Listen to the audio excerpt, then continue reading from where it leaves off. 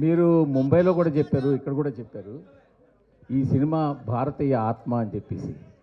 ఒక commercial cinema భారతీయ ఆత్మగా ఎలా మారింది, మీరు ఎలా మార్చారు? ఎందుకంటే మనకు భారతీయ ఆత్మ అంటే మన భగవద్గీత, మన రామాయణం, మన భారతం, ఇవి మన భారతీయ ఆత్మలు. ఒక కమర్షియల్ సినిమాని మీరు భారతీయ ఆత్మగా ఎలా మార్చగలిగారు, ఎలా మార్చారు, కొంచెం ఎక్స్ప్లెయిన్ చేస్తారని. థ్యాంక్ యూ గురుగారు, కూర్చోండి. గురుగారు, ఇప్పుడు మీరు అడిగింది చాలా కరెక్ట్ క్వశ్చన్. ఏదైనా సరే గంట కొట్టే చెప్పాలి, గంట కొట్టి చెప్తేనే సౌండ్ వినిపిస్తుంది గురుగారు.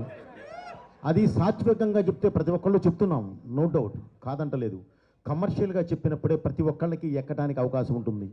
చదువుకునే రోజుల్లో బండ గుర్తు అంటామండి, అలాగే దీనికి ఒక ఇది చెప్పాము. ఇప్పుడు మీరు చెప్పారండి భగవద్గీత, రామాయణం, మహాభారతం, ఎక్సెట్రా ఎక్సెట్రా మొత్తం చెప్పారు గురుగారు. మీరు నమ్మండి, రేపు చూడండి గురుగారు, ఈ 3 ఈ సినిమాలో ఉంటాయి. ఓకే అండి, దీనికి సంబంధించిన ప్రతి ఇది దీనిలో ఉంటుంది. ఈ 3టికి మూలం ఉందో చూడండి గురుగారు. ఇప్పుడు వారు అడిగారు భగవద్గీత, రామాయణం, మహాభారతం అంటేనే మన దేశ ఆత్మ. ఆ ఆత్మ ఒక కమర్షియల్ సినిమాలో ఎలా ఉంటుంది అని అడిగారు. ఈరోజు నేను చెప్తున్నాను బ్రదర్, మీరు సినిమా చూడండి, ఈ 3టికి ఉన్న ఆత్మే ఈ సినిమా, దాని మీద నుంచే మొదలవుతుంది.